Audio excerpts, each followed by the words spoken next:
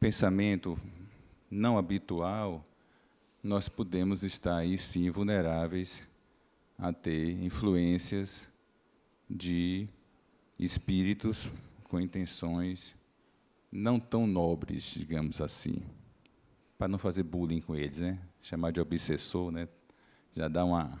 Hoje em dia, né, temos de ser politicamente corretos, embora alguns odeiam o politicamente correto.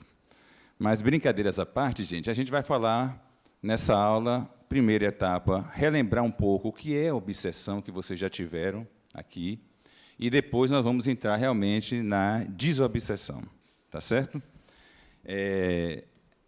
O combinado aqui, nós temos a turma aí da monitoria, essa aula é gravada, então, a qualquer momento vocês podem interromper, é uma construção conjunta, nós vamos aqui formando essa teia de retalhos, cada um pode dar sua participação, o importante é nós chegarmos ao final com o objetivo alcançado, que é entender da desobsessão e como enfrentar esses problemas, tá certo? Então, é só levantar a mão, o microfone chega até você, você faz a pergunta e nós vamos fazendo essa troca, ok? É um dos combinados. Bom, vamos lá.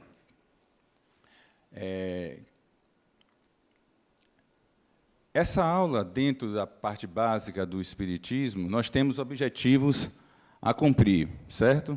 O objetivo geral seria o quê? Demonstrar que o Espiritismo oferece a profilaxia necessária ao combate das obsessões.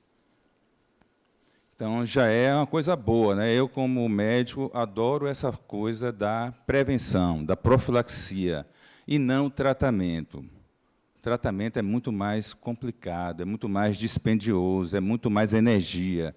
Se você está numa vibe boa, se você consegue fazer a prevenção, é ótimo.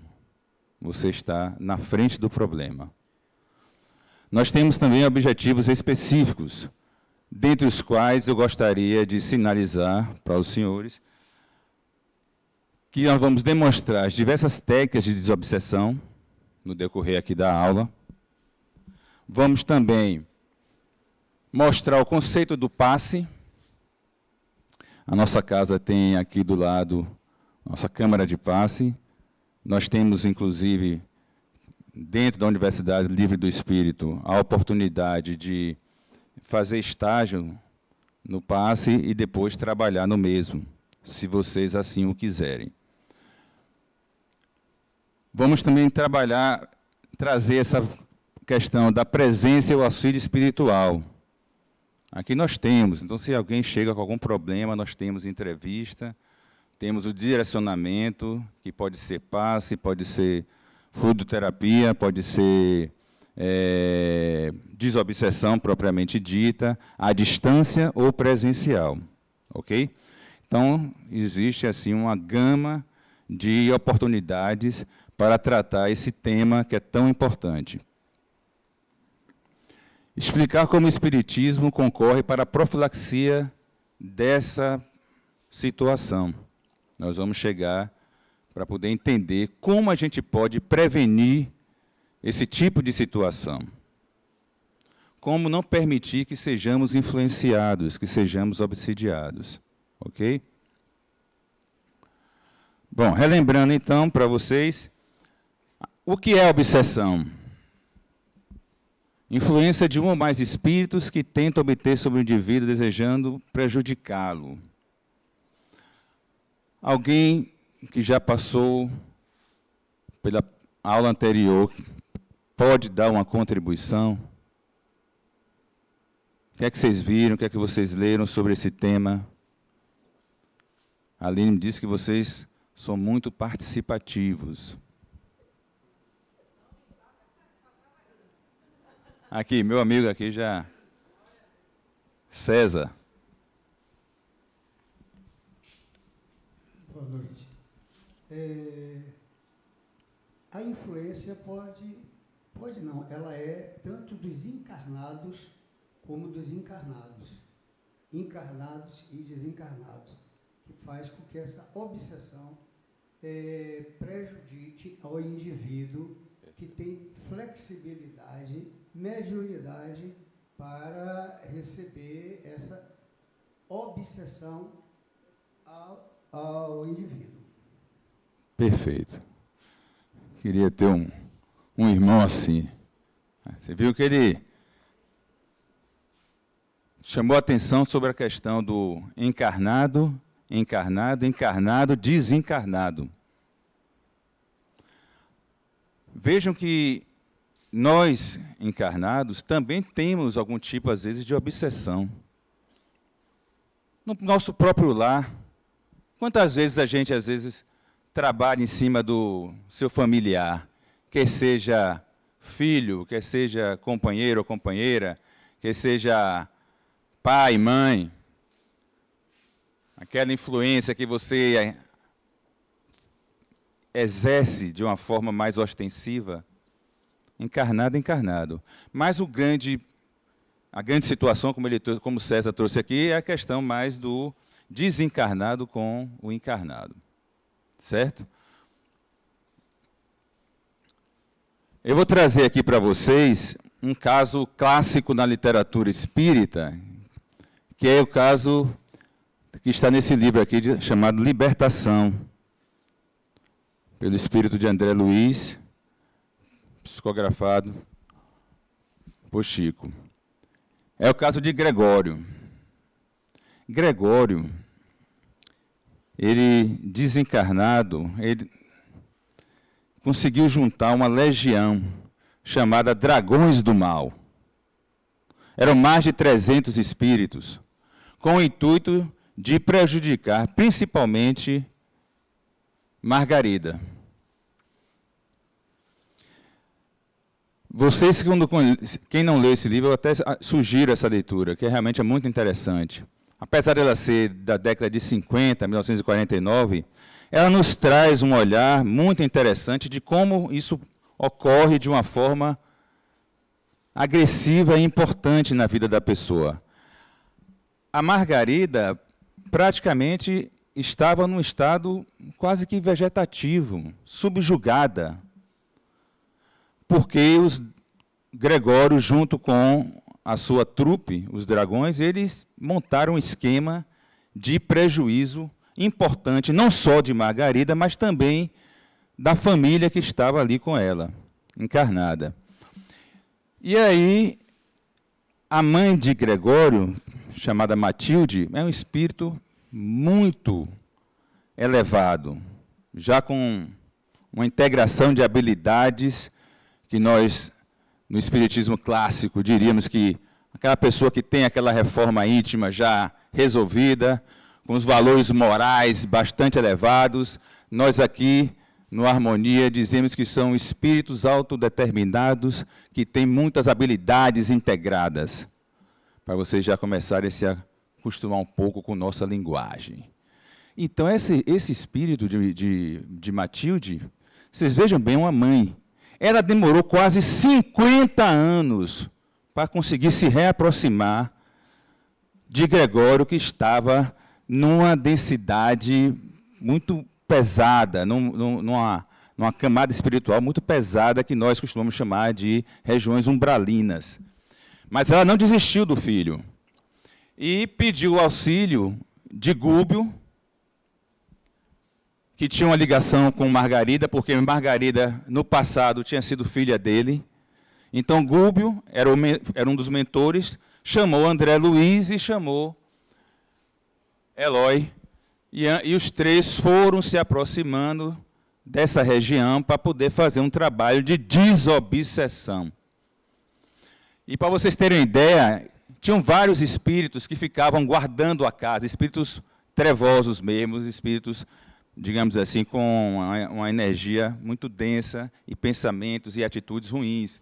E aí eles começaram a trabalhar com esses espíritos. Nós temos Saldanha, Leôncio, Gaspar, eram 300, mas esses eram os mais importantes, porque eram líderes, digamos assim, sublíderes, abaixo de Gregório. E aí foram entender, trabalharam, começaram a fazer a desobsessão desses espíritos, que eram comandados por Gregório, e aí sim, quando esses espíritos começam a despertar, eles conseguem ter acesso a Margarida.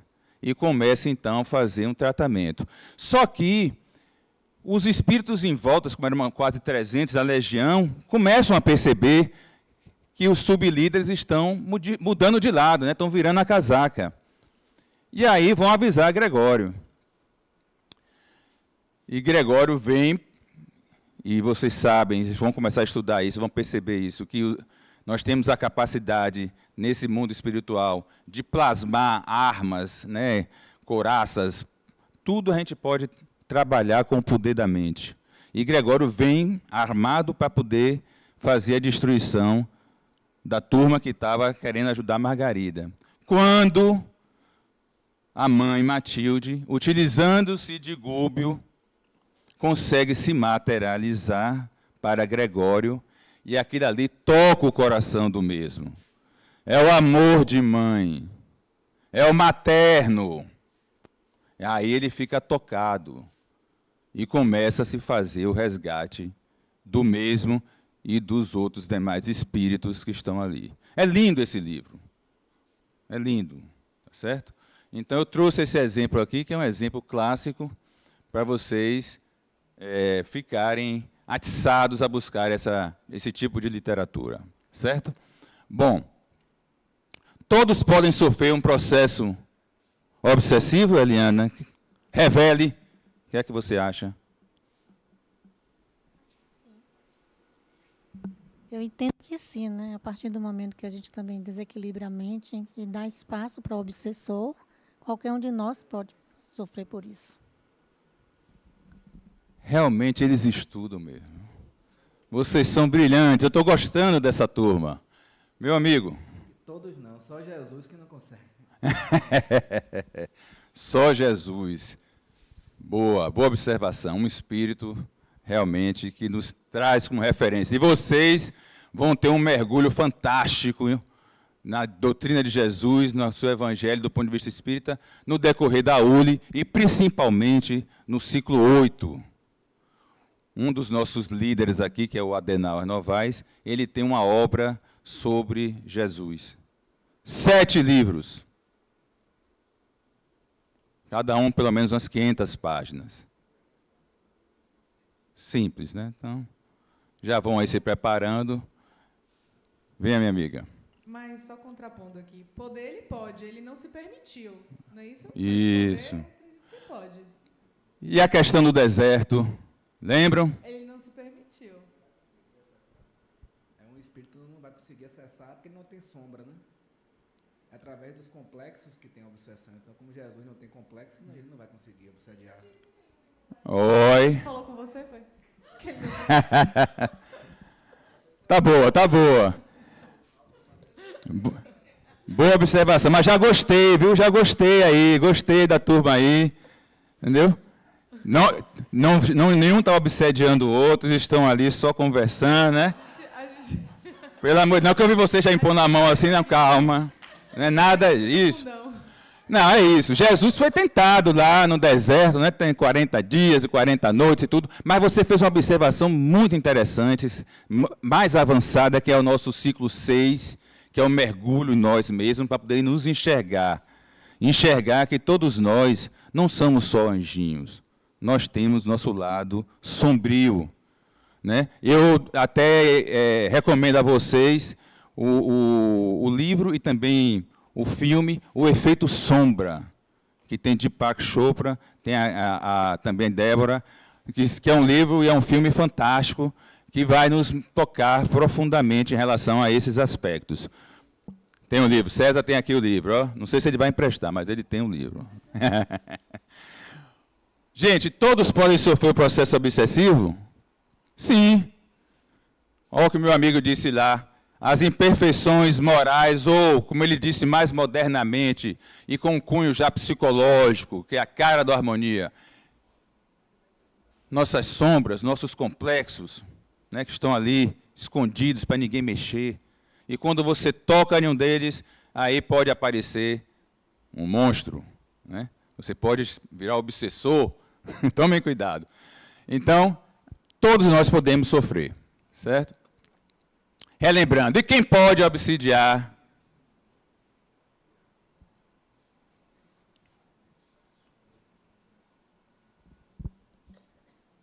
que é que vocês acham disso? Os espíritos encarnados e os encarnados com encarnados ou desencarnados com desencarnados. Não é isso? Marie, maravilhosa essa turma, viu? Estão voando. É isso mesmo. Somos os obsessores quando desejamos fazer prevalecer nossas ideias sobre os outros. Então nós também temos esse papel. Vocês viram isso na aula? Tem aquela ideia do anjinho e do demôniozinho, um em cada lado do ombro? É isso aí, bem-vindo ao clube. Tudo tem a ver com o que nós chamamos de sintonia mental. Como é que está o seu padrão de pensamentos? O impulso vem do espírito.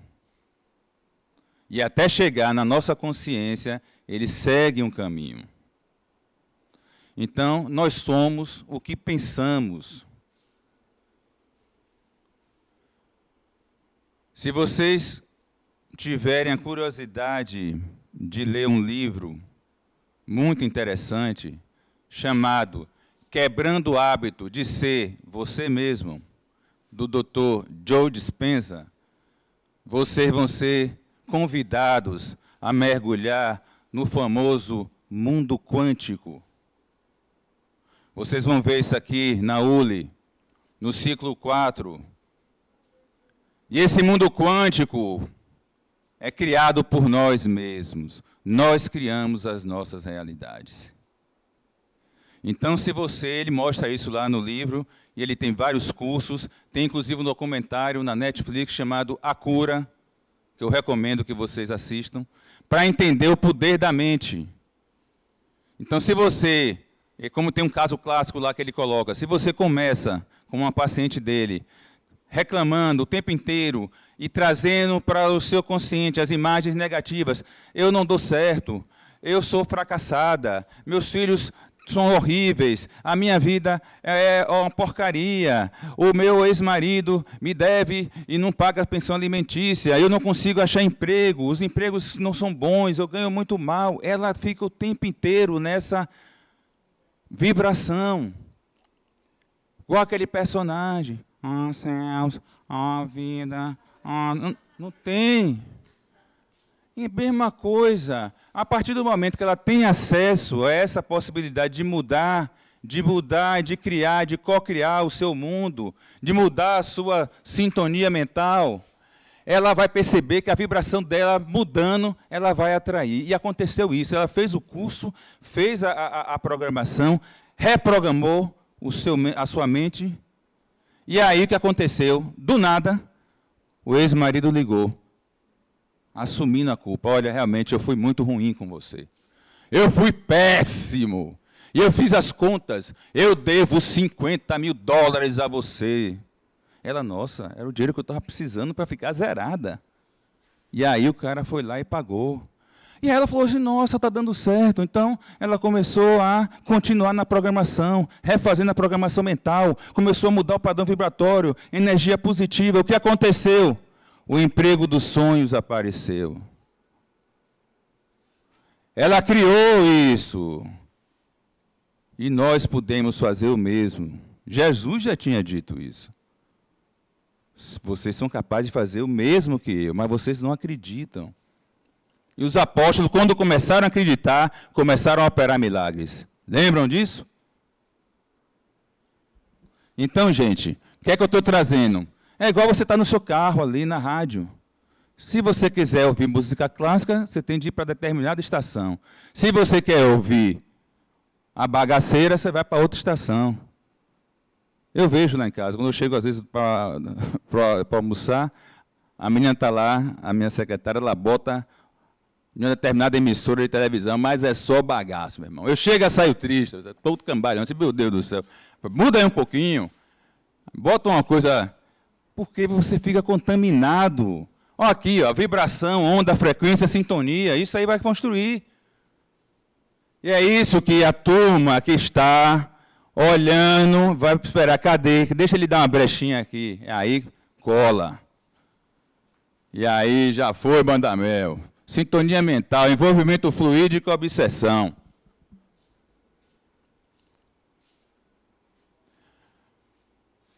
Mas qual é a boa nova?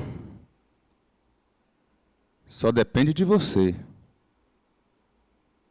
Se você não entrar nesse padrão, você está safo. Então, decidam onde vocês querem estar.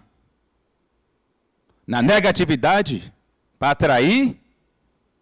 Ou vocês querem estar na positividade, na luz, na pujança, na vida? É uma questão de escolha. Relembrando nossas imperfeições, nossas sombras, que meu amigo colocou muito bem ali, em linguagem atual, imperfeições morais, como trazia lá há 150 anos o kardecismo. Se você ficar com ideia negativa, revolta, impaciência, irritação, ódio, egoísmo, medo, avareza, você vai atrair o quê, gente? Aí, César já botou aqui, já tirou 10. Só coisa ruim. É isso mesmo. Não tem para onde correr. Façam suas escolhas. Escolham o lado que vocês querem estar. É uma questão de sintonia. Caso super interessante. Quem conhece aqui a filosofia havaiana? Ho'oponopono. Aqui, ó. Você faz? Então você vai dizer as 4 frases agora. Revele. Eu sinto muito, eu me perdoo, eu me amo, eu sou grata. Que maravilha. Fiquei até arrepiado aqui agora. Você sabe que isso que ela falou aí, busca a iluminação interior. Já é a prevenção da obsessão. E é tão interessante essa filosofia que está num dos livros clássicos. Dr. Zen chegou lá na penitenciária que ninguém queria trabalhar. Pense numa bagaceira. Era penitenciária, morte. Horrível, clima pesadíssimo. Ninguém conseguia trabalhar do ponto de vista médico, psicológico, psiquiátrico lá. Ele falou assim, eu vou trabalhar aí. Exatamente. O que é que ele fez? O pessoal perguntava assim, doutor, você não vai atender as pessoas, não? Eu disse, não. Eu vou aqui estudar os prontuários, entender quem são esses espíritos, e vou começar a praticar essa iluminação interior, visando eles. E ficou assim, velho. 1 mês, 2 meses, 3 meses, 4 meses, neguinho foi atrás dele. O que é que você está fazendo, bruxo, que mudou aqui? Está todo mundo santinho, acabou a violência, está todo mundo zen, muita gente recuperando, muita gente indo para a biblioteca, muita gente estudando, muita gente já saindo da penitenciária por bom comportamento. O que é isso? Que não seja o poder da mente, que não seja o ambiente que ele criou. Minha amiga, vou pedir mais uma vez que você repita para iluminar todos nós aqui presentes. Eu sinto muito, eu me perdoo, eu me amo, eu sou grata. Pronto.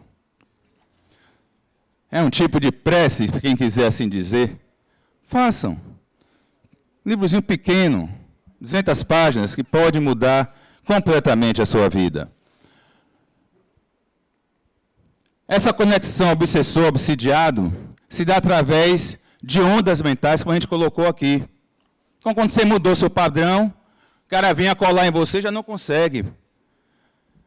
Vocês vão ver nas mediúnicas, e eu aconselho que todos participem, porque é uma experiência extraordinária, descobrir que todos nós somos médiums, cada um com determinado grau, mas ter esse contato com a dimensão espiritual é maravilhoso, você vai sair muito revigorado.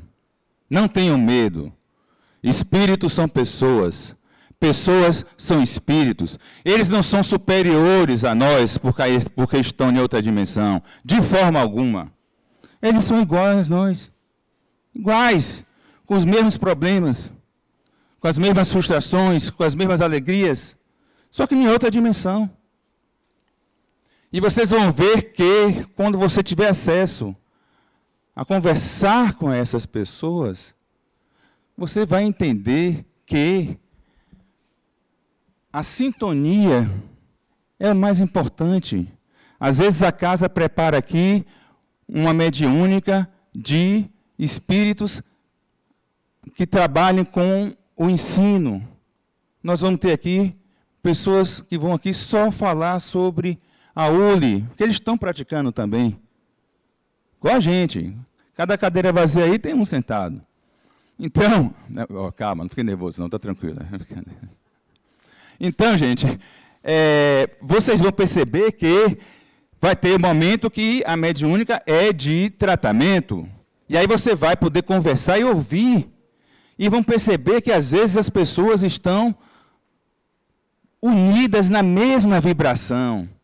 Eles não conseguem enxergar que tem um ente querido do lado, que tem a luz, nada. Às vezes estão ali, e Gregório fazia muito isso. O Gregório fazia uma obsessão tão porradona, como o pessoal fala, meu filho fala, né? Tão punk, né?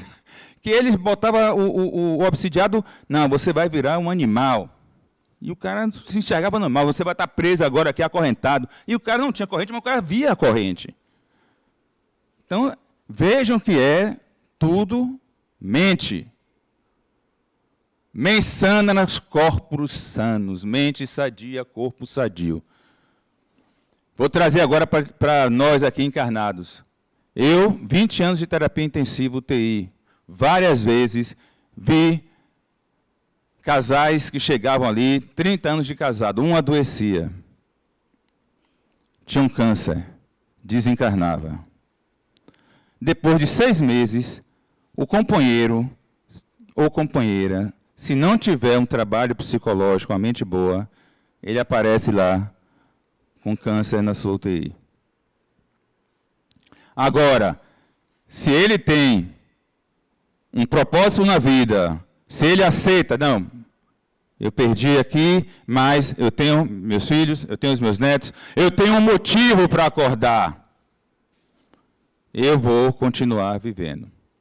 Inclusive, nós temos pesquisas de grupos que trabalham com a parte de geriatria no mundo inteiro, procurando estudar as pessoas que vivem acima de 100 anos.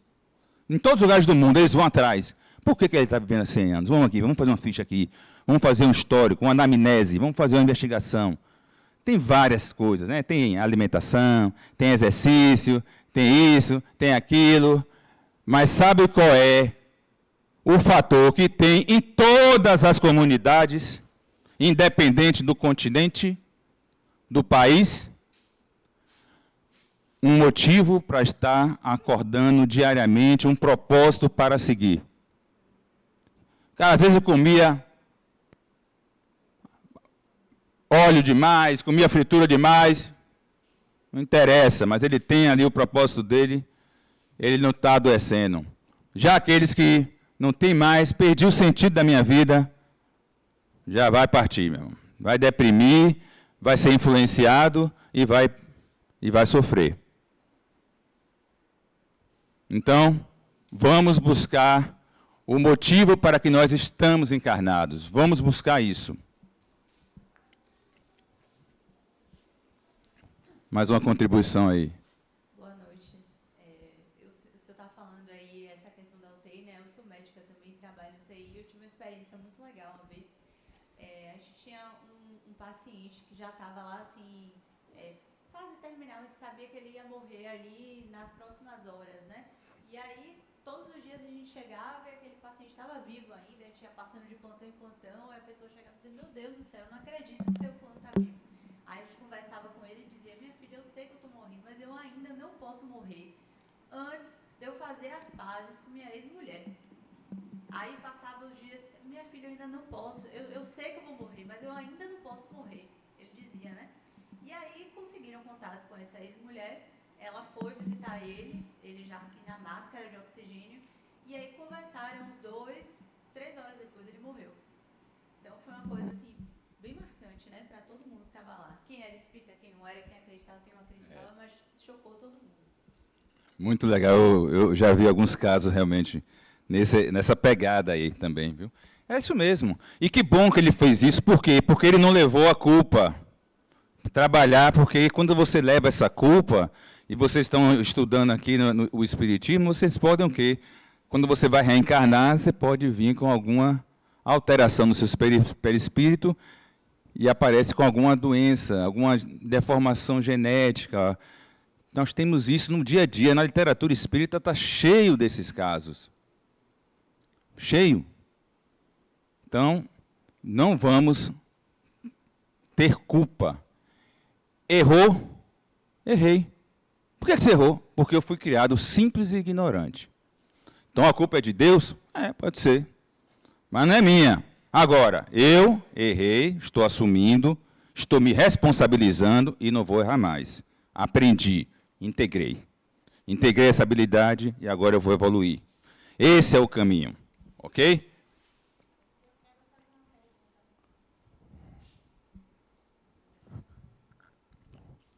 Pronto. Não sei se o meu pensamento vai condizer com o que está ali, né? Contextualizando o textinho que o senhor botou, a primeira parte, falando-se da profilaxia, que o senhor falou no início, não seria, talvez, ou mesmo, no caso do obsessor, como está escrito ali, né, obsediando um espírito, a forma, o pensamento da pessoa, a condução, as ideias, a ideação, né, as palavras, e poderia entrar também a percepção sensorial, né, nesse caso, ou extrasensorial, né, onde a gente vai buscar o campo magnético, mudar esse campo magnético, como está lá, a vibração, a onda, né? Os pensamentos. Seria talvez a gente mudar o comportamento, a maneira de pensar, de agir, para ter essa profilaxia? Com certeza. Agora, alimentar magnético, agora que eu estou vendo. Você está vendo? Isso é maravilhoso, Eliana. Você brilhou.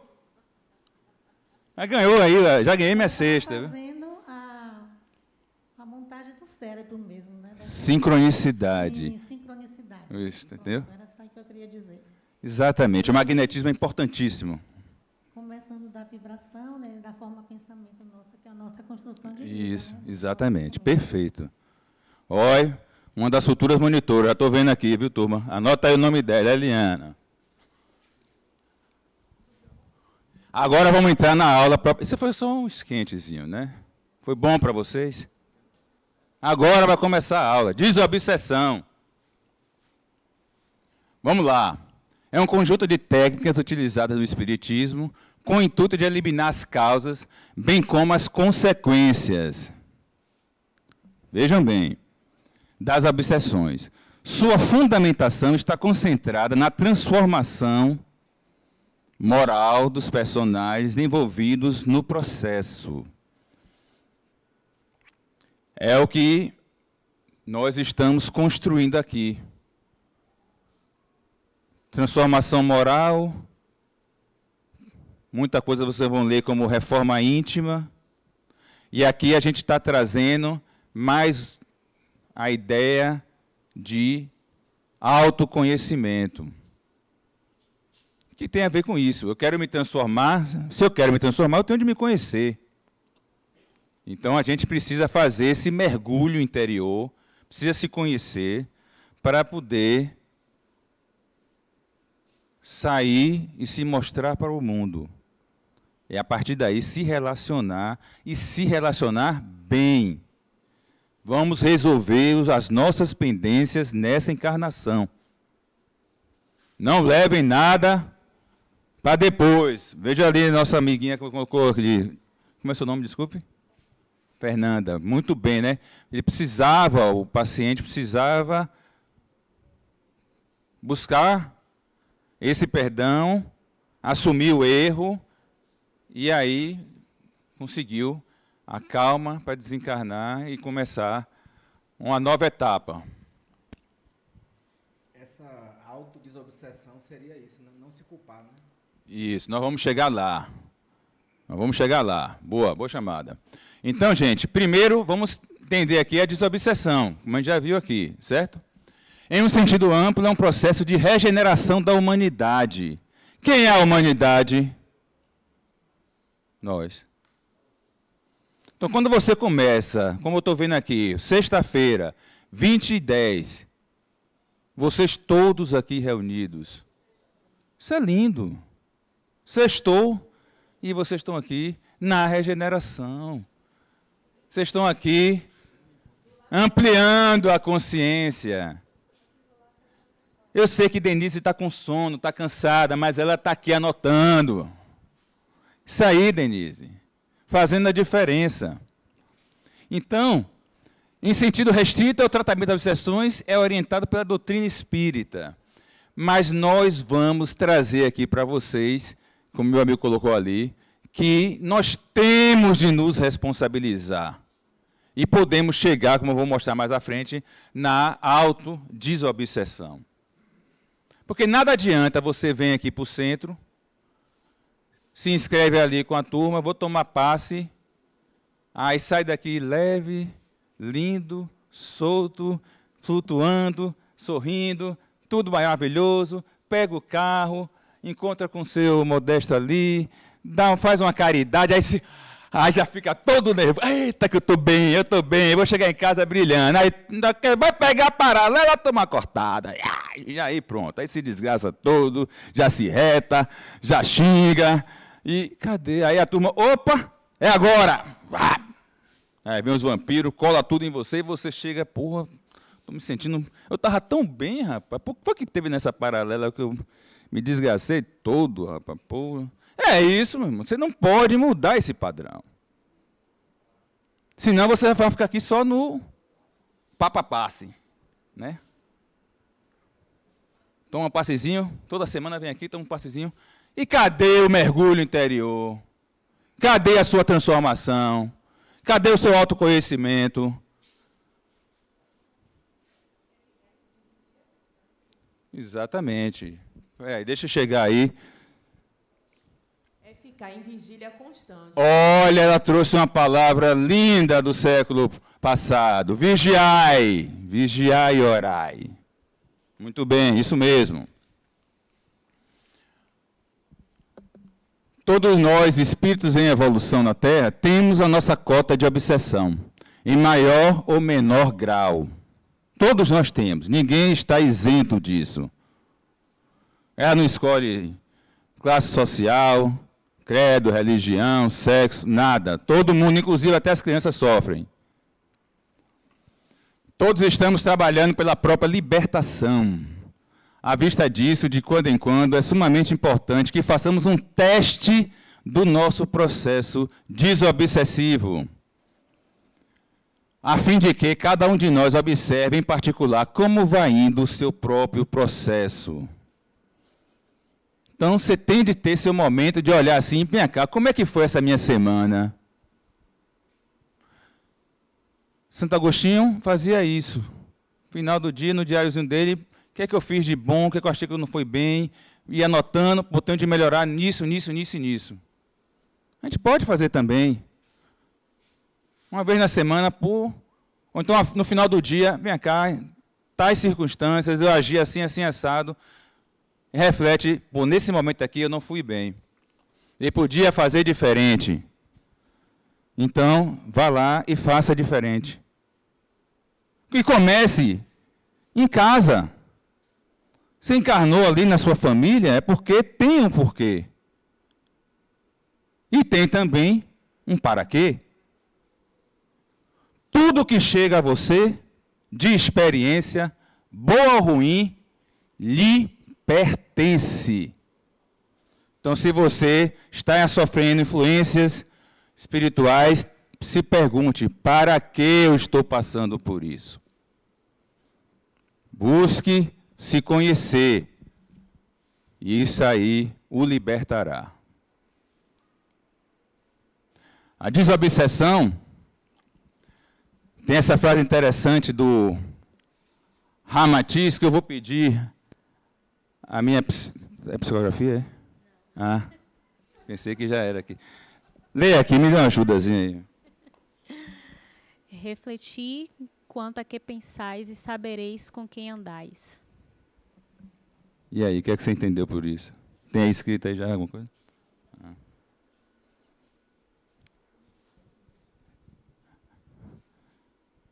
Vá, voa, Espírito, vá. Deixa o Espírito falar, vá. Tem a ver com tudo que a gente está falando, o que a gente pensa, as atitudes que a gente tem, reflete com quem a gente, em que meio a gente vai estar inserido. Se eu tenho bons pensamentos, se eu tenho boas atitudes, eu vou estar no meio onde as pessoas vão ter também esse padrão. Se eu tenho pensamentos negativos, sentimentos ruins, se eu estou vibrando, né, dessa forma, eu também vou estar inserida no meio que vai estar também com essa mesma vibração. Tá vendo, Helena? Maravilha isso aqui, tá vendo? Você também tem culpa disso aí, viu? Não sou só eu, não. Viu? O seu magnetismo que você trouxe, é isso aí, olha lá o imã representando. Que tem aquela clássica, né? Quem anda com porcos, farelo come. Mas aqui já é diferente. Como o Denise colocou aí. Vê, meu amigo? Meu nome é Domingos. Tem uma frasezinha, não sei se é frase, eu me lembro quando eu era 10 anos, 8 anos, 10 anos, eu vi isso aqui. Dizes com quem andas e te direis quem és. E isso me fez refletir essa frase aí. Perfeito, Domingos. Diz-me com quem andas que eu digo com quem és. É isso aí. Muito bom. Então, nós estamos chegando já a um consenso aqui em que a base de tudo é você mesmo, somos nós. Nosso padrão, nossos pensamentos, nosso comportamento, tudo isso aí está na base da pirâmide. Ok? Onde começa a obsessão? Na mente? A mente está onde? No perispírito. As questões de prova está todo mundo bem aqui já, viu? Já falaram da prova? Não? Ai, desculpa, era surpresa. Oi, Maria, desculpa, era surpresa. A média é 7, é fácil. São 100 questões. Está em mim? É, nem. Onde começa a obsessão? Em mim. É isso aí. Pronto. Não tem para onde correr, não, viu? É com você mesmo. Para de jogar a culpa no espírito. Para de fazer bullying com ele. Eu estava tão bem, ele agora está aqui me perturbando, me soprando, falando, me influenciando. Mano, acorda, né?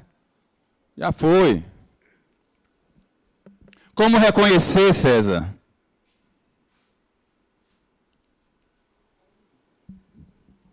De acordo com o jeito da pessoa de se comportar, comportamento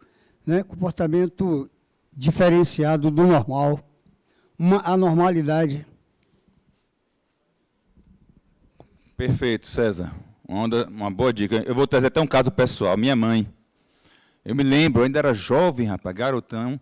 Minha mãe teve um quadro de obsessão em casa. Minha mãe é médium ostensiva, mas ela tem medo do espiritismo. Então, nunca quis vir para o centro espírita. Nunca quis tratar. E, antes de eu nascer, depois que eu nasci, meu pai me falou, olha, sua mãe já esteve em coma, sem causa aparente, investigaram tudo normal. Não tinha uma causa orgânica. Depois, eu já com 12 anos, eu presenciei ela sendo comportamento diferente, olhar diferente, voz diferente. Minha mãe era um doce de pessoa, agressiva com a gente, com meu pai. Aí meu pai falou, eu não conhecia espiritismo, tinha 12 anos, meu pai falou, não, isso aí é espiritual, nós vamos tratar. Meu pai, o que eu posso fazer? Venham vocês todos aqui comigo, ela dançando de um lado para o outro no quarto, e vamos aqui fazer prece. Eu me lembro, isso me marcou, vamos fazer prece. E a gente começou a rezar, cada um do seu jeito, e meu pai fazendo, seguindo e tal. E ela, no início, essa reza sua é fraca, depois ela foi se acalmando, e Voltou. Aquilo me marcou, né? Depois eu tive uma outra experiência com a família de minha esposa, que já foi um caso de subjugação do irmão dela, caso pesado.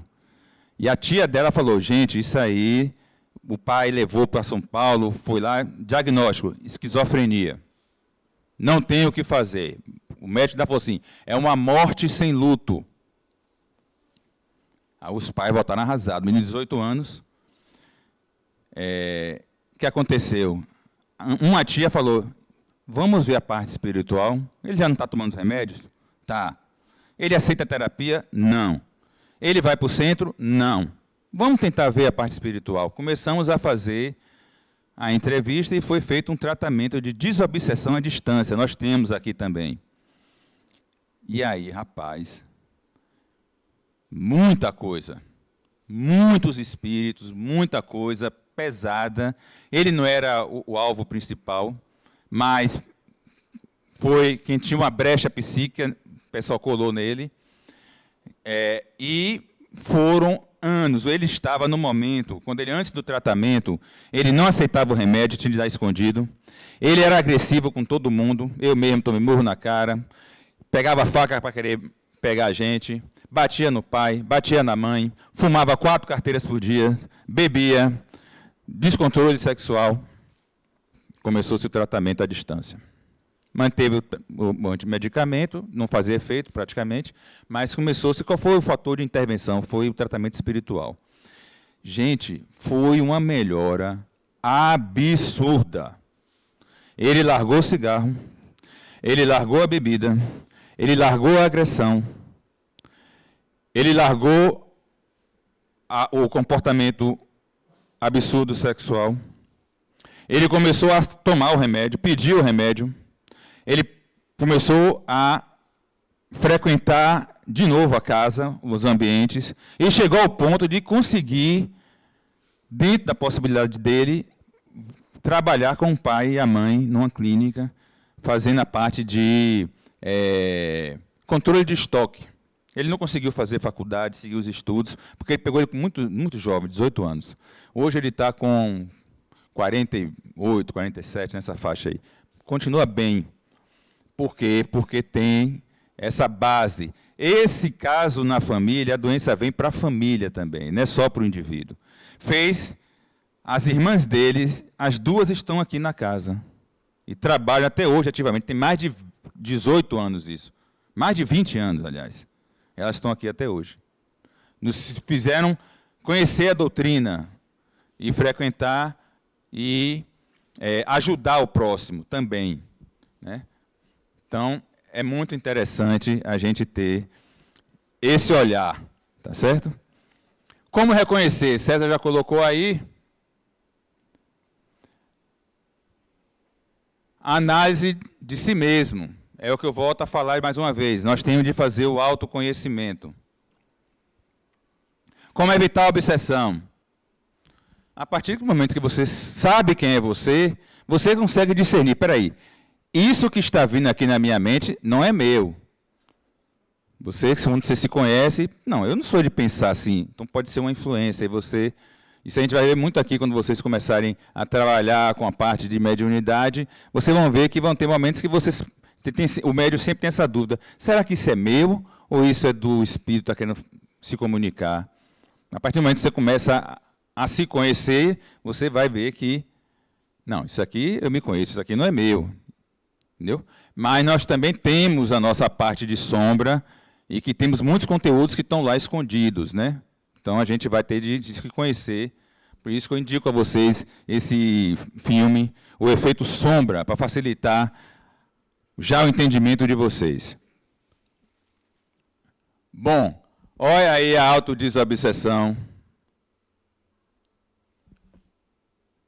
Foi citado aqui no início. O ato de promover a própria pessoa à sua desobsessão.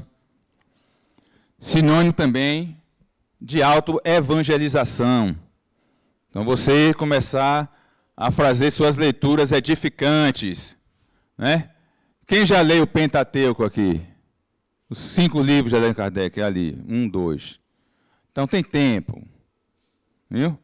sextou, tira assim, uma horinha por dia. É disciplina, gente. Você não passa uma hora na zorra do Instagram? Por que não passa uma hora lendo?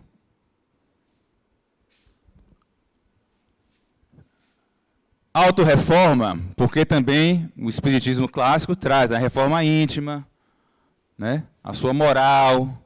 Só que a moral varia conforme a sociedade. A nossa moral aqui do Ocidente é diferente da moral do Oriente. Lá no Oriente tem locais que você pode ter várias mulheres, tem locais que a mulher não pode se apresentar assim, em público, não pode nem frequentar a escola, imagine. Então, a moral fica complicado para a gente pensar. Então, eu gosto do termo ética, que a ética independe do local. A ética é para todos. Ok? Não basta buscar o auxílio espiritual, é preciso o assistido entender que a sua participação é fundamental. Você vai receber ajuda, a gente vai ajudar as pessoas, mas se a pessoa não fizer o movimento de se modificar, ela vai continuar tendo a obsessão. Vai continuar obsidiada. E pode ser uma obsessão leve, pode ser moderada, mas pode ser como a gente teve lá, que foi uma subjugação. Que foi o caso de Margarida lá com Gregório. Margarida foi subjugada, ficava em coma, estado vegetativo. Como eles colocaram lá, tinha implantes de ovoides no cérebro. Então, a partir do momento que Gúbio chegou, Matilde, André Luiz, Eloy, foram trabalhando, começaram a trabalhar perdoando o obsessor que estava ali do lado, o Gaspar. Aí foram entender o Saldanha. Pô, Saldanha... Aí você vê a questão da culpa, né, que a Fernanda colocou ali. O Saldanha mesmo, que era lá desse livro Libertação, ele perdeu a esposa e a filha. Por quê? Porque um juiz tinha condenado o filho injustamente. A esposa e a filha ficaram em depressão, desencarnaram e ficaram obsidiando o próprio irmão e filho, influenciando o menino, ficou louco. Então, os espíritos, digamos assim, que estavam nessa missão, né? Não vou dizer superior, nem superior ou inferior, que estavam nessa vibração de cura, foram lá trabalhar em cima de Saldanha, para ele entender, perdoar, e aí ele conseguiu mudar de lado, digamos assim, né? E ajudar no resgate de Margarida, via Matilde. Tá certo? Quais as técnicas? Agora começa a ficar mais a parte técnica para vocês entenderem, tá certo? Bom, nós temos as técnicas indiretas, em que a pessoa não está participando ativamente, mas estão fazendo por ele, digamos assim. Aí destaque a prece, a oração, o esclarecimento doutrinário, o passe, a fluidoterapia, o evangelho no lar, fluidoterapia, água fluidificada, atendimentos fraternos, entrevistas. Essas são modalidades indiretas. E existe também a forma direta de tratamento, que é através da reunião mediúnica, que vocês vão ter acesso aqui. Eu aconselho a todos a participarem, porque é fantástico. E nos ajuda mais do que a turma de lá. A gente sai voando, leve, bem legal mesmo. Então, é uma experiência fantástica. Então, nós vemos aí. Então, de direta e direta. Prece. Qual é a forma correta de rezar? Existe uma forma correta de rezar? Cada um tem uma forma de rezar, né? Cada um tem a sua prece. A clássica dos católicos é o Pai Nosso. Mas você, Denise, tem seu modo de fazer sua conexão. Por quê? Porque o divino está em você. Então você tende a achar o modo. Tem gente que é meditando, tem gente que é em contato com a natureza, tem gente que é na praia. Então cada um vai achar o seu modo de fazer a sua conexão. Sabendo que, no momento que você começa a fazer as suas preces, você vai perceber que existe uma modificação. Isso já está provado cientificamente. Nós temos trabalhos na literatura bem controlados. A minha colega está aqui e sabe que a gente tem na literatura médica aquele rigor, né? Nos trabalhos que tem de ser controlados, né? Cegos, toda aquela parte científica de metodologia. Então, aqui, na oração, já temos trabalhos que foram bem controlados, em que você pegou um grupo de pacientes, tem um dos clássicos, pegou um grupo de pacientes que estava na enfermaria e dividiu em 2. Esses grupos eram semelhantes entre si. As doenças, as idades, os sexos, o peso, as patologias eram semelhantes. Eles sortearam, olha, metade dessa sala aqui, essa parte aqui, vai ser a parte que vai receber orações. Os pacientes não oravam, nem sabiam o que estava acontecendo. Um grupo de oração foi chamado e disse, vocês vão orar para esses pacientes daqui. O lado de cá, pô, tem muita gente, hein? O lado de cá ficou sem oração. Bom, o que é que aconteceu? Quando eles fizeram o follow-up, o segmento, mostrou que a turma que estava recebendo as preces diminuiu a mortalidade. E foi estatisticamente significativo. Tem outro trabalho interessante, isso aqui foi no Ocidente. Porque no Ocidente, então, vamos para o Oriente. Tem um trabalho interessante na Coreia do Sul, sobre fertilidade. Então, você tinha grupos de mulheres que tinham dificuldades de engravidar. Dividiu em 2 grupos. Um grupo ia receber as orações de desconhecidos. Elas não iam orar, mas iam receber oração, vibrações positivas. O outro grupo, tratamento normal. E os 2 tratamentos normais, só que um tinha uma intervenção. Esse grupo aqui vai ter oração. O que aconteceu? O grupo de oração engravidou mais, e a diferença não foi ao acaso, foi estatisticamente significativa.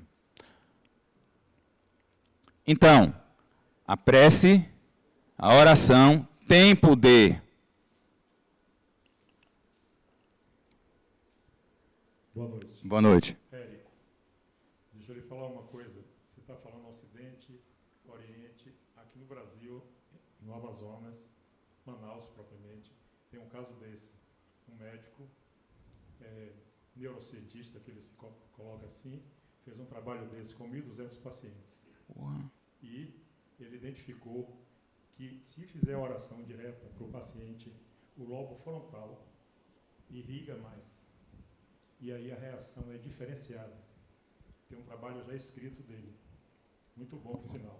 Eu vi na internet isso e estava lendo sobre essa condição da influência da prece no paciente. Perfeito, Érico, né?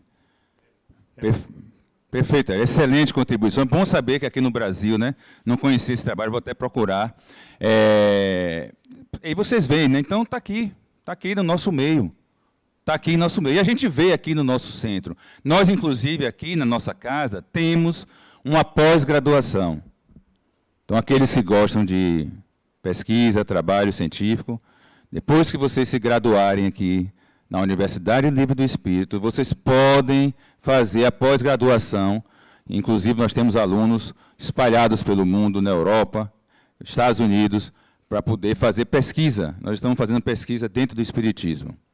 Érico já vai ser um pré-candidato. Já percebi aí. Certo? Então, gente, a prece é muito importante.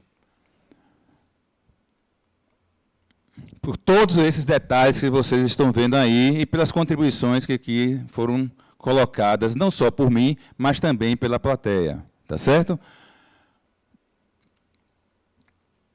O passe, outra condição fantástica. Isso a gente vê muito aqui no dia a dia. Transmissão de fluidos do médium passista para o paciente, o doente. Ação que é exercida também com fluidos do espírito na própria natureza. Então, nós temos aqui a câmara de passe.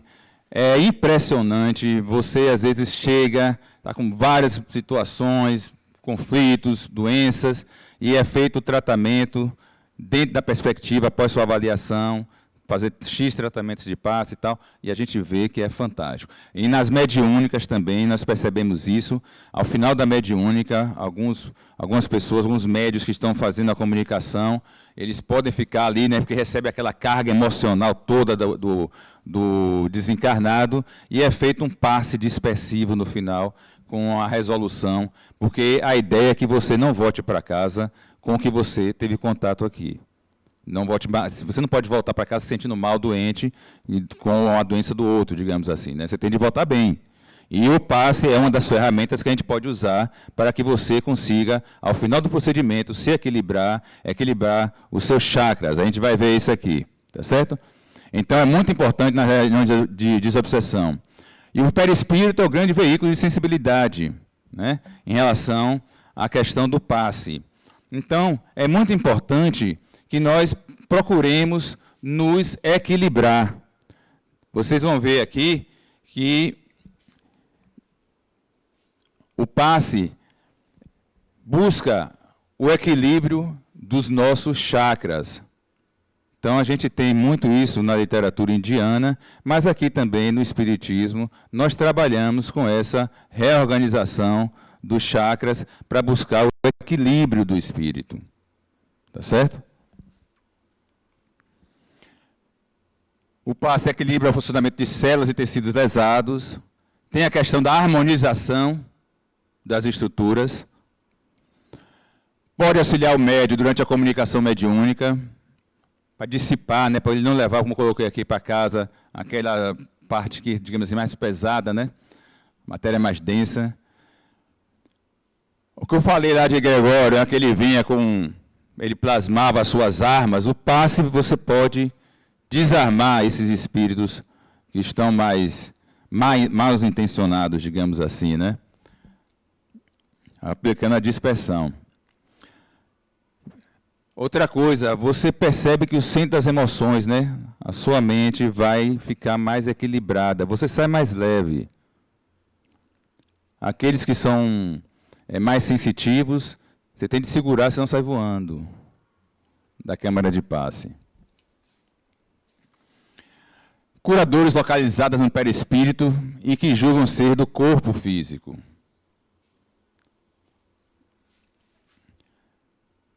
Outra coisa importante, livra o espírito de induções hipnóticas, tá certo? Porque quem leia o livro Libertação, vocês vão ver a parte de hipnose que os espíritos dos dragões do mal faziam em cima de Margarida.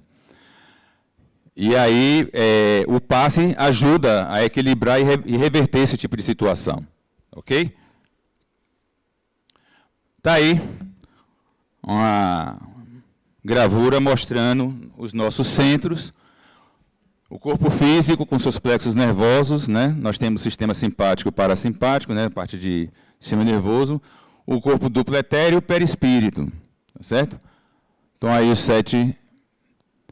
O que seriam esses centros de força, os chakras? Órgãos semimateriais responsáveis pela reciclagem das energias perispirituais para o corpo físico e vice-versa. Eles vão funcionar em conjunto, ok? E nós temos várias terapias integradas de outras localidades que trabalham com chakras, né? Reiki, uma série de outras terapias podem ser utilizadas para buscar esse equilíbrio. E o passe, dentro da doutrina espírita, é uma dessas oportunidades, é uma das ferramentas que nós temos, dos instrumentos, para buscar esse equilíbrio dos nossos centros de força. Está aí o caminho que é seguido, para vocês terem uma ideia. E veja o que tem ali, sistema endócrino, sangue. Então, a gente vai perceber isso que o Érico comentou aqui. Nós temos vários trabalhos que mostram pessoas que entram em meditação, pessoas que tomam passe, pessoas que fazem pensamentos positivos, pessoas que mudam a vibração. Você faz a ressonância e você vai percebendo as modificações das zonas do cérebro, né? O ateu é diferente do que tem a crença.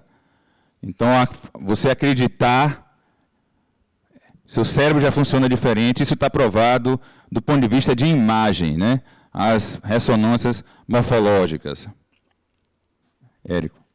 Você está me fazendo lembrar uma situação. Quando se fala em passe, a primeira visão que nós temos é praticar o passe em alguém. Mas o médio passista, ele passa pelo mesmo processo em uma condição mais intensa. Isso. E aí ele passa pela situação também de flutuar. Perfeito. E viaja aí. Agora tem uma outra questão. Quando o médico passista trabalha na fluidoterapia, a coisa mais intensa ainda, duplamente.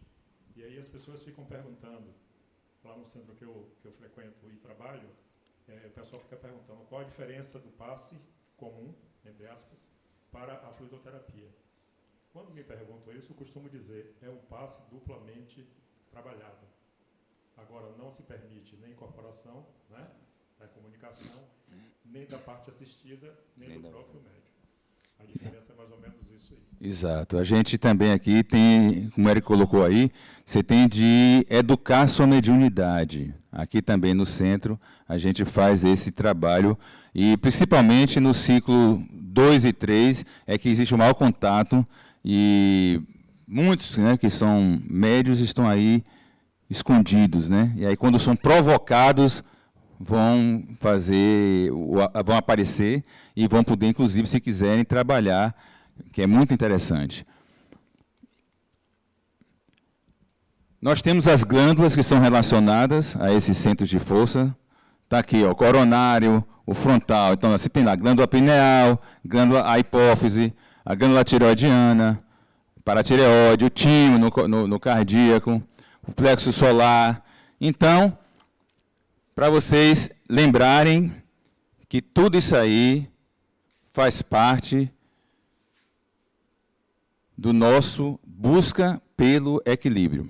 Então, para buscar o nosso equilíbrio, nós temos de passar por esse alinhamento dos nossos chakras. E a base disso é o quê? A autorresponsabilização. Não se culpar e procurar, no dia a dia, resolver os seus problemas de relacionamentos de imediato. Já saio com essa missão do final de semana. Com quem é que você ainda tem aquela zica em casa, no trabalho? Resolva. Integre essa habilidade e evolua nesta encarnação. Principalmente com cônjuge. Aí, já está, sextou, já é o momento de fazer logo o dever de casa. Fluidoterapia, que Érico colocou muito bem aí, ó. Tratamento feito com fluidos através do passe e de água fluidificada. Eu cheguei aqui um pouquinho mais cedo, estava terminando a cura aqui, eu não sei quem viu ali, tem ali, ainda está lá no fundinho, tinha lá os copinhos com a água fluidificadazinha ali. Eu não sou besta, né? Já fui logo e venha. Já para poder estar aqui, né? Os fluidos terapêuticos são absorvidos por intermédio de centros vitais ou chakras localizados no perispírito. Vai ocorrer uma mixagem do fluido cósmico universal com o fluido do espírito que interage no processo. E o médium participando disso aí. O outro lado pode botar fluidos e larvas em álcool, bebidas, já que a água ou o líquido pode ser fluidificado, existe como eles colocarem fluidos maléficos, né? Pode, eles podem fazer tudo lá, entendeu? Inclusive, os ambientes são montados, as cidades espirituais, esses ambientes todos são montados pelos pensamentos e egrégoras daqueles que convergem na mesma vibração. Entendeu? Então, eles podem plasmar, e a gente faz isso aqui. A gente, na mediúnica, a gente às vezes recebe uma pessoa, na época do Covid mesmo, eu trabalhei aqui intensamente, nós recebemos muitos pacientes que estavam desencarnando com falta de ar, sem conseguir respirar. Desencarnavam e estavam ainda impregnados, achando que estavam na UTI, no hospital, aquele ambiente que eles estavam lá. E a gente fazia isso aqui. Então, a gente trabalhava na mente, olha, você vai melhorar, eu vou lhe dar aqui um remédio, veja aqui, eu estou vendo, tome aqui o oxigênio, tome aqui a máscara, coloque essa máscara, e ele vai com a mente criando, e ele, olha, eu estou melhor, eu estou bem. Agora você vai ser acompanhado e você vai continuar o tratamento. Entendeu? Agora, como você colocou aí, no livro Libertação mesmo, a turma dos dragões do mal, os caras tinham couraça, lança, a zoa toda. E a gente tem de saber se defender, e um dos instrumentos são esses aqui. Passe, prece, fluidoterapia. Ok? Esse fluido misto é que restaura, regenera os danos perispirituais. Eliana, nossa futura monitora. Ainda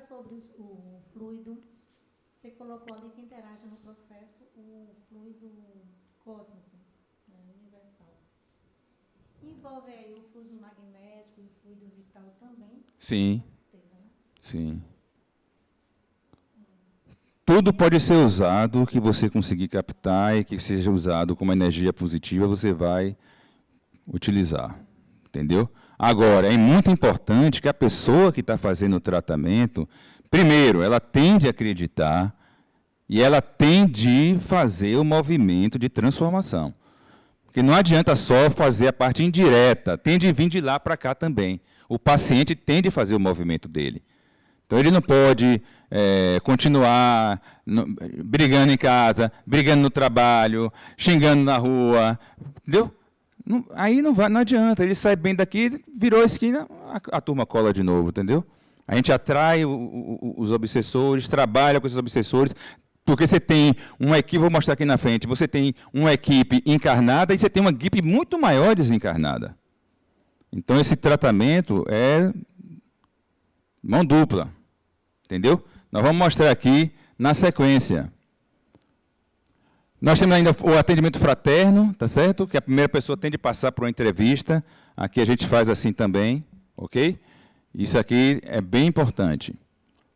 Outra coisa, evangelho no lar. É interessante. Quem ainda não está fazendo, se puder fazer, é interessante. O encontro de corações naquele momento que proporciona a elevação da vibração espiritual do ambiente. Então, você vai trazer uma leitura edificante, você vai discutir, né, com as pessoas que estão ali no lar, que convivem com você, que são da sua família espiritual, sua família carnal, família espiritual, vocês têm laços em comum. Às vezes vocês vieram juntos ali para resolver alguma pendência de encarnação anterior. Então, vá lá e resolva. E fazer o evangelho já é uma excelente ferramenta, porque já muda o padrão de vibração do ambiente. Então, quem não faz ainda, uma vez na semana, é interessante a fazer. Faça do seu jeito ali, entendeu? Vá devagarzinho, comece com uma coisa mais leve, mais rápida, mas não deixe de ter essa oportunidade de crescimento. A reflexão em família, em torno dos ensinamentos do mestre, é interessantíssima. E só o fato de você conseguir tirar o celular dessa turma, 30 minutos, Ave Maria, já é uma desobsessão. Que aquele bichinho é um obsessor.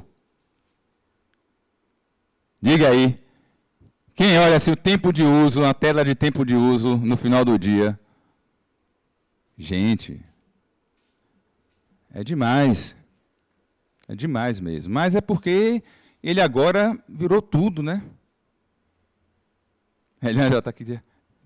Chega, ficou aqui nervosa. Calma, menina, calma. Eu não vou olhar sua tela aí, não. Fique tranquilo. No máximo, a tela mental. Vamos modificar nossa tela mental, trazer good vibes. Comprar aquela camisa good vibes já é uma boa. Ponderações e comentários dos participantes sobre o ponto de vista de cada um. Interpretar ali a leitura. Tá certo? Isso é muito interessante. E é terapêutico. O atendimento fraterno. Outra ferramenta que pode ser utilizada, gente. A entrevista, né?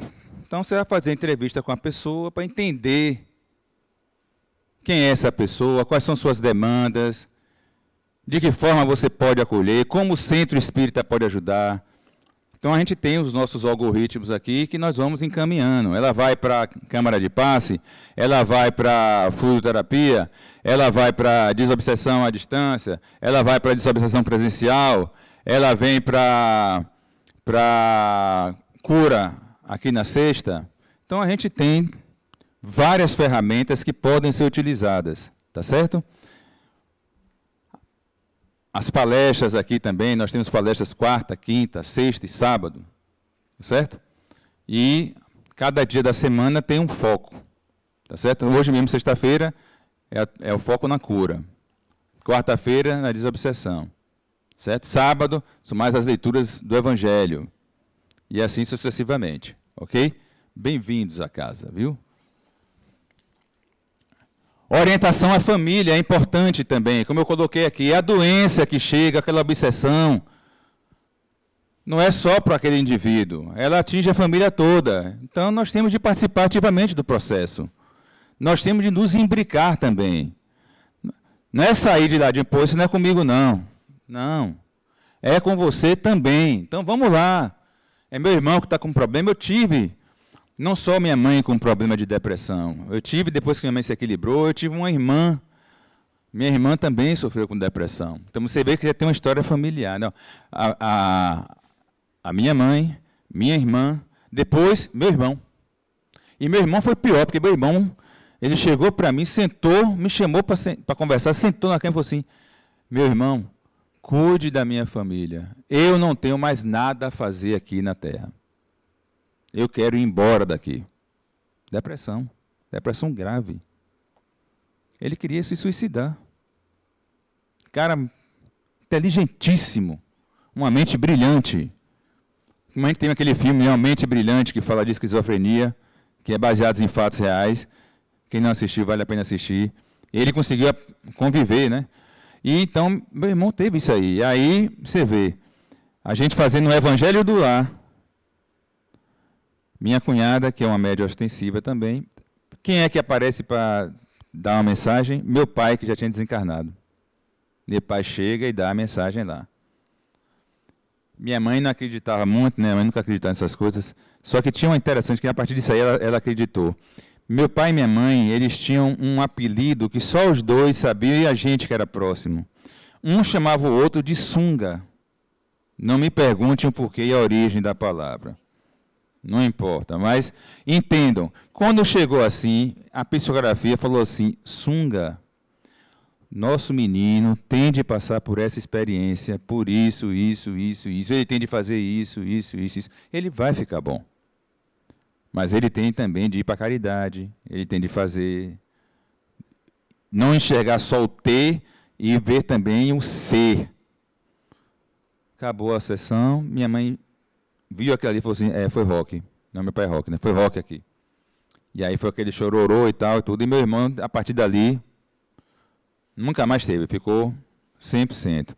E aí, agora, recentemente, na pandemia, minha mãe, que estava equilibrada, quando meu pai desencarnou, que eu achei que ela fosse entrar em depressão profunda, ela não entrou, porque ela chegou para mim e falou assim, eu tenho um motivo para ficar bem.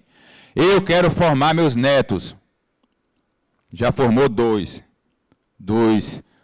4, 6, vai ela aí, 8. Então ela vai, eu quero. E todo neto que mora no interior vem morar com ela, né? Então ela completa aquilo ali. O que aconteceu na pandemia? Tiraram ela de casa. Porque Salvador cheio de Covid, né? Vamos levar para o interior. Foi com minha irmã para o interior. Lá no interior ela ficou sem atividade. Ela se sentiu uma inútil. Ela não tinha mais o que fazer. Ela era uma inativa. Então, ela foi lentamente adoecendo. Quando a gente se deu conta, minha irmã me ligou. Meu irmão, ela está doente. Minha mãe não está comendo, não está dormindo. Aí vem ela de volta. Salvador, empesteada de Covid, emergência, tudo lotado de Covid. Eu disse, meu Deus do céu, e agora? Minha mãe não dormia, não comia, não tomava remédio, não falava, parecia um zumbi andando de um lado para o outro, olhava para você, não falava nada, ia para o lado de cá, olhava para outra pessoa, não falava nada, ia para lá, o dia inteiro andando de um lado para o outro. Meu Deus do céu. Aí eu falei assim, vamos ter de improvisar. Aí chamei minha irmã, que era mais velha, que é enfermeira, só você vai ser a chefe de enfermagem, eu vou estar aqui como médico. Aí eu tinha um sobrinho que fazia medicina, você vai ser o plantonista que morava com ela. Meu irmão, que é engenheiro, você vai ficar para a parte de controle de estoque. Outro irmão meu, que é esse que tinha depressão, que já está bem, que é o mais assim, cabeça de psicologia e tal, mas é dentista. Aí eu falei assim, você vai ser o psicólogo, o terapeuta ocupacional dela. E aí montamos uma turma toda. E aí tive de passar uma sonda no nariz de minha mãe até o estômago, porque ela não comia, para poder dar o remédio, dar comida. Comprávamos comida, para poder, comida própria de uma empresa que, por sorte, tinha na rua dela uma empresa. Eu consegui que a empresa desse o alimento, a gente comprava. Sonda, eu consegui um laboratório junto com meus irmãos, para poder fazer exame todo dia.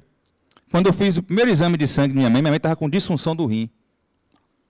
O rim de minha mãe estava começando a pifar, porque ela não tomava líquido, não se alimentava, desidratou, idosa, 85 anos, vai fazer insuficiência renal. Aí consegui com uma amiga minha que trabalhava em ambulância, vem aqui, pegou uma veia dela, botou soro, compramos soro. Eu fiz uma UTI em casa com minha mãe, porque os hospitais estavam lotados de Covid.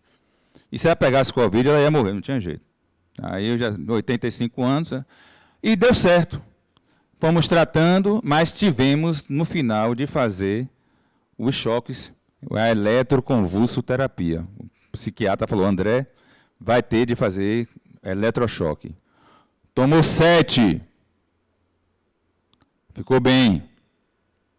No terceiro, ela voltou. Aí eu falei, pô, aí beleza. Não, agora tem que repetir mais 3. Ela voltou com 3, mais 3. E mais umzinho de quebra, porque é mãe de médico e sempre tem esmeraldite, né?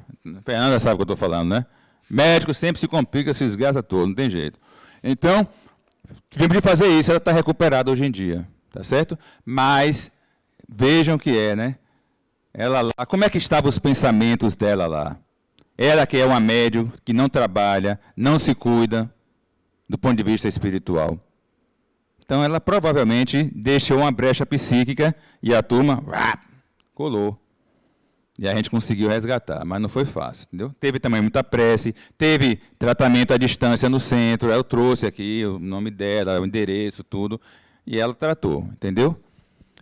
Então a família foi muito importante. Você veja que a gente montou uma UTI em casa com a família toda. Então a família toda adoeceu com ela. E a família toda se curou com ela. Tá certo? E isso é muito importante. Nós temos que ter consciência da terapia, a família, e temos de participar. Fernanda. Não, só fazer uma contribuição rápida. Uma coisa que eu estava refletindo, né, e me fez pensar também agora, que logo no início ali, quando eu comecei, né, na faculdade a ter contato com os pacientes, a gente pegava aquelas pessoas ali que tinham doenças graves, já estavam realmente perto de partir, né, pessoas com câncer. E aí a gente se deparava com situações que a família chegava e falava, olha, doutora, eu sei que medicamente falando ele não tem jeito, mas nós estamos pedindo a Deus e Deus vai curar meu pai ou Deus vai curar minha mãe. Aí eu fazia aquela cara de, não posso fazer cara de descrença. Aí quando eu fechava a porta do quarto eu dizia, santa ignorância, a ignorância salva, né? Aí dizia, meu Deus, que pena, né? Sinto pena dessa pessoa por ela estar se apegando nessa crença.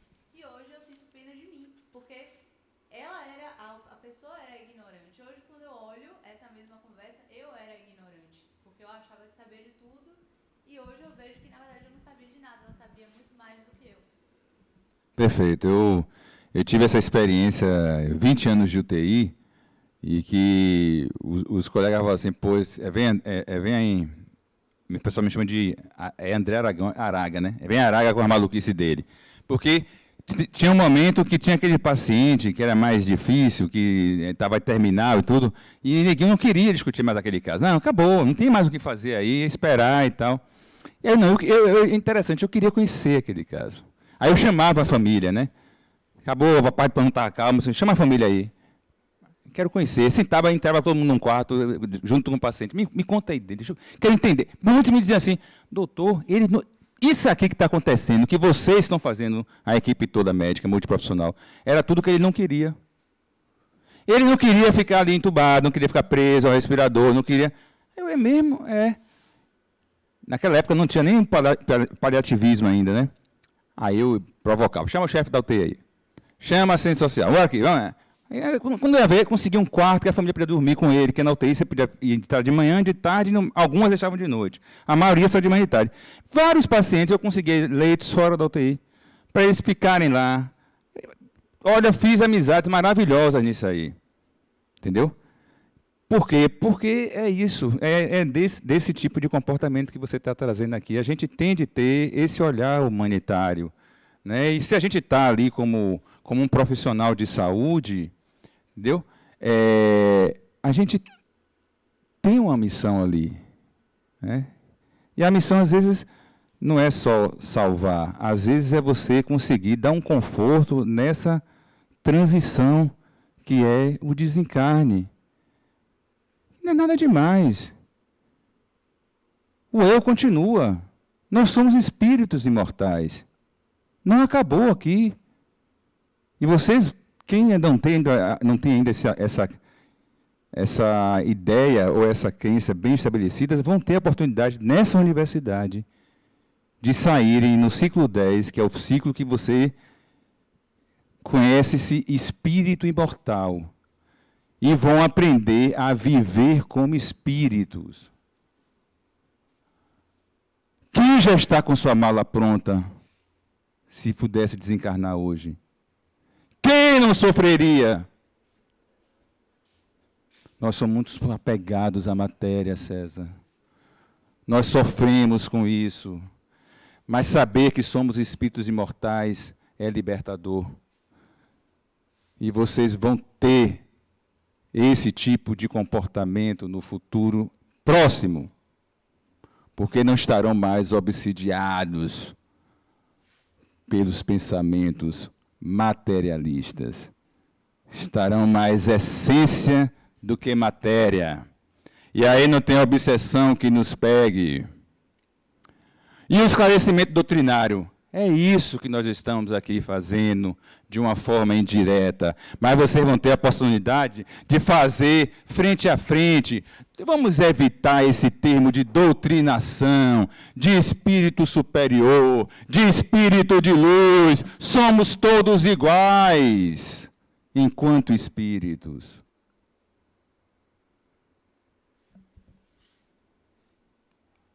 Vocês estão aqui assistindo uma palestra na sexta-feira à noite. Isso já é um passo além na evolução.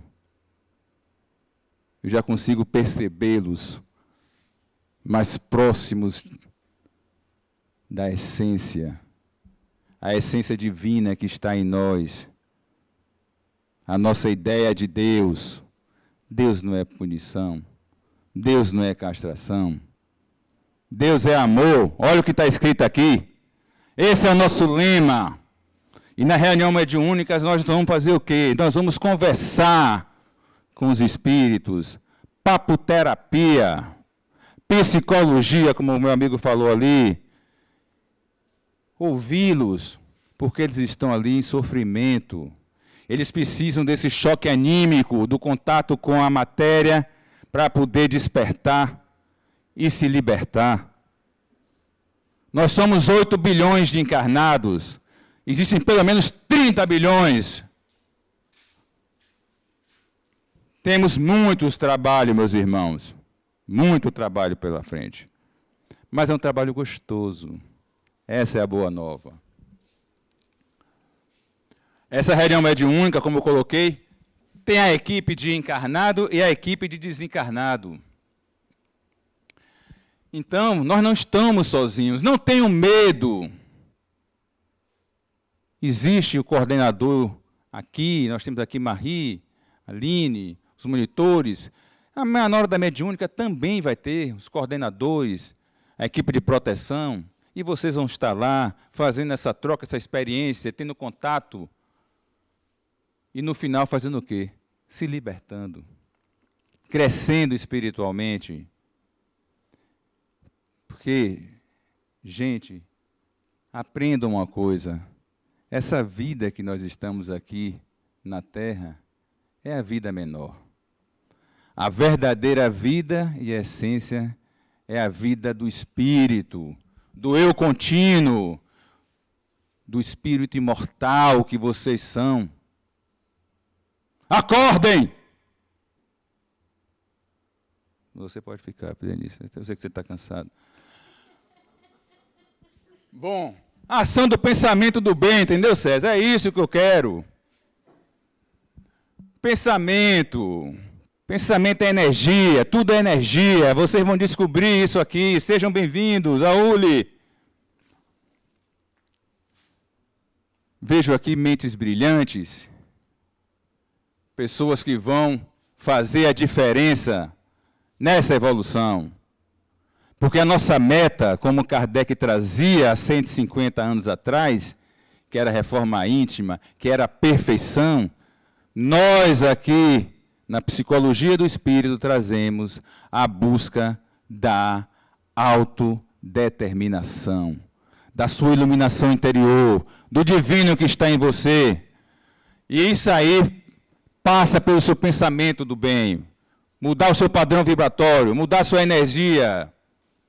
Sextou aqui, não é a cachaçada. Sextou aqui é outro propósito. É a busca do seu propósito. Por que encarnaste? Por que estão aqui? O que vocês estão procurando? Evolução, libertação, vida espiritual, a centelha divina. Vamos acendê-la, meus irmãos. E a caridade é um grande instrumento que pode nos auxiliar nesse processo. Vamos olhar em volta. Vamos fazer um acolhimento naquele irmão que está necessitado. Mas não é para você fazer só a caridade e achar que fez aquela caridadezinha, você está bonitinho na fita, fiz meu papel, estou de boa. Não! É integrar a caridade para que ela passe a fazer parte do espírito que você é. Quando você assim o fizer, você será uma pessoa bondosa. A bondade está além da caridade. A bondade não precisa da mão direita e da mão esquerda. A bondade vem da essência divina e do espírito imortal que vocês são. Desobsessão. Quem é agora? Pergunta final para tirar 10, viu? Encerrar a aula com nota 10 do time. Vamos lá. Ele está até olhando ali já. Quem é o principal agente da desobsessão? Revelem. Muito bem. Muito bem. Já vi que essa turma aqui está voando, viu? Vamos lá. Procurar renovar-se diariamente. Autodomínio. Autoeducação. Não vamos ficar muito nessa coisa moral, vamos falar de ética, vamos ser éticos, éticos com você mesmos, éticos na família, éticos na relação no trabalho, éticos com relação com seus vizinhos. Vamos ser pessoas éticas, porque aí fica tudo muito mais fácil. Não vai ter obsidiador que chegue, meu irmão.